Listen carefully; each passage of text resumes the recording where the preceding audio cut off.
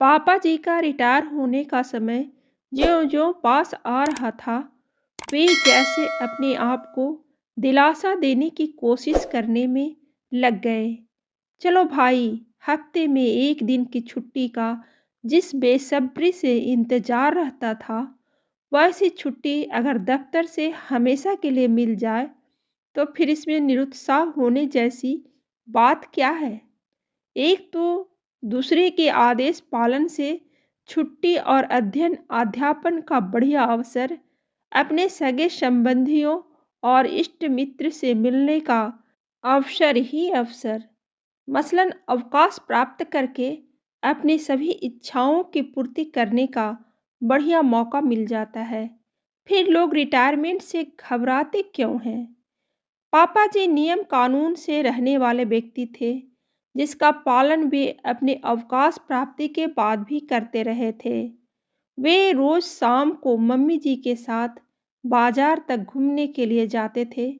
बचपन में जब मम्मी पापा तैयार होकर निकलते थे तो बच्चों को साथ लेकर जाने से बचने के लिए आया और नौकर से कहकर उन्हें इधर-उधर हटा दिया जाता था।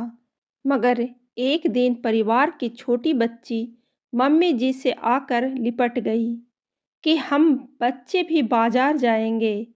तब से शाम को घूमने जाते समय किसी न किसी बच्चे को और कभी-कभी सभी बच्चों को हजरतगंज तक घूमने का मौका मिलने भी लगा और वहां पहुंचकर अपनी मनपसंद आइसक्रीम, चॉकलेट तथा अन्य वस्तुओं की फरमाइश पूरी की जाने लगी। रोचक मोड़ आता है कहानी में, जबकि पापा जी के अवकाश प्राप्ति के बाद उनका घूमने जाने की आदत में बदलाव तो नहीं आया, मगर मम्मी जी के पाँव में दर्द के चलते वे अब पापा जी का साथ नहीं दे पाती हैं और पापा जी चूँकि अकेले जाना नहीं चाहते, इसलिए घर के किसी न किसी बच्चे को साथ लेकर जाना पड़ता है। मगर अब समय बदल चुका है। वे बच्चे जो पापा जी के साथ हर समय बाजार जाने को तैयार रहते थे, अब साथ जाने से कतराने लगे, क्योंकि एक उम्र विशेष अथवा टीन एज में एक अजीब कशमकश का दौर चलता है, जिसमें बच्चों को बड़े बुजुर्गों का साथ अटपटा लगने लगता है।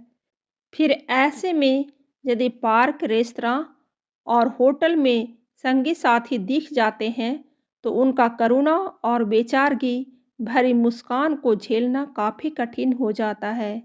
इसका यह अर्थ कदापि नहीं कि पापा जी अन्य बुजुर्गों के समान कोई उपदेश या जमाने में खामियां निकालने जैसी बोरिंग बातें करते थे, बल्कि उनका अनुभव और ज्ञान का दायरा अत्यंत व्यापक था, जो युवाओं को भाता ही है, मगर उससे क्या 20-22 वर्ष के लड़के लड़कियों को निजी आज़ादी भी चाहिए होती है।